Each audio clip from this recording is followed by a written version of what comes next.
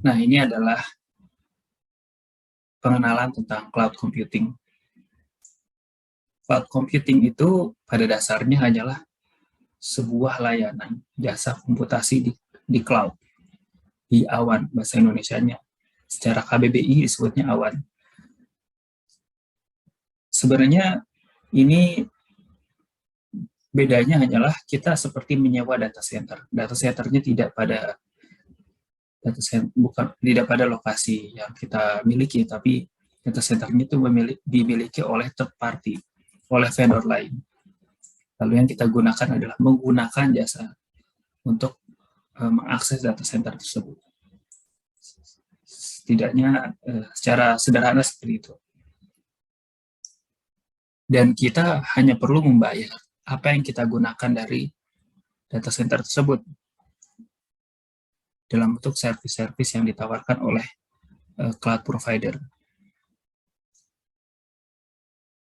Pada dasarnya, cloud itu dibangun pada teknologi virtualisasi. Virtualisasinya ada di level infrastrukturnya dan juga ada di level perangkat lunak. Kita bisa bayangkan ketika kita memiliki hardware,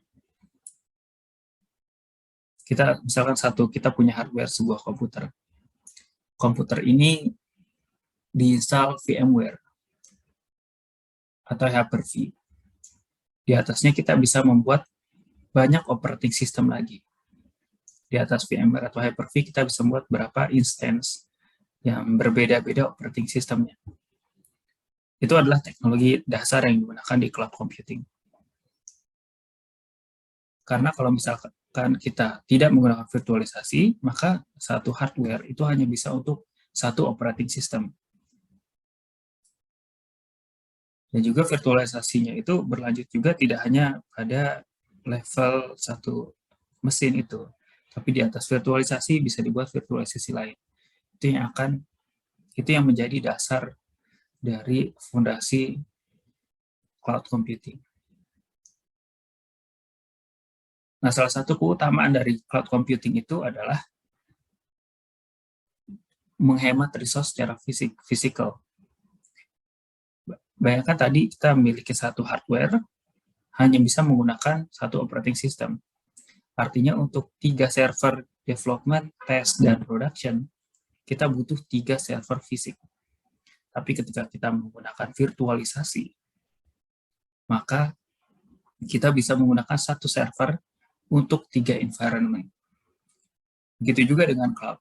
Cloud itu akan mempermudah karena kita tidak mengurus resource fisik, tapi cloud provider akan mengalokasikan resource yang kita butuhkan pada data center mereka, dan kita tidak membutuhkan hardware dan memikirkan hardware sama sekali.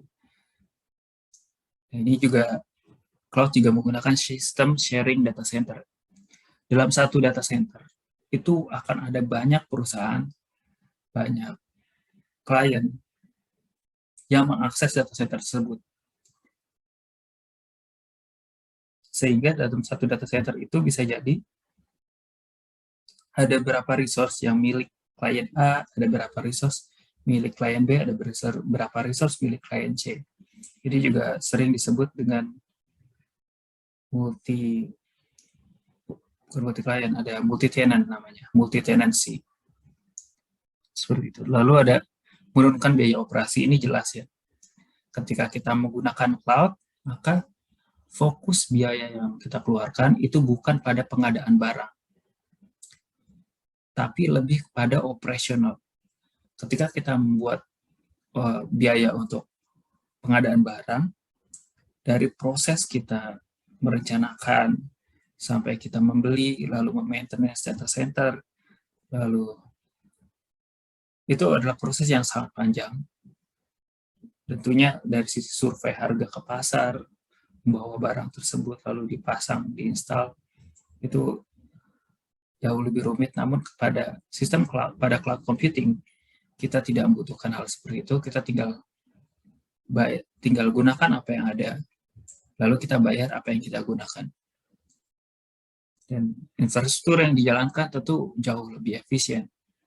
Karena tadi resource-nya itu, resource fisik ini akan terbagi-bagi berdasarkan alokasi, berdasarkan demand yang kita butuhkan.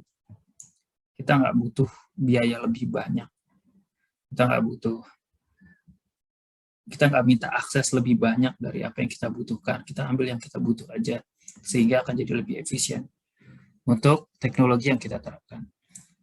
Lalu terakhir adalah memudahkan scaling bisnis. Ini yang paling banyak alasan orang menggunakan cloud adalah dalam hal scaling bisnis. Banyak bisnis sekarang yang sifatnya fluktuatif. Request dari user itu tidak jelas. Jadi kadang dia tinggi, kadang rendah. Kalau misalkan kita menggunakan on-premise, data center lokal, maka ketika request-nya sangat tinggi, maka kita harus menambahkan resource. Tapi masalahnya adalah proses untuk menambahkan resource itu, waktunya lama, dan juga biayanya besar. Ketika kita menggunakan cloud, kita bisa otomatis menambahkan sesuai dengan kebutuhan. Dan ketika data log-nya lagi turun, kita bisa langsung menurunkan juga kebutuhan yang kita gunakan.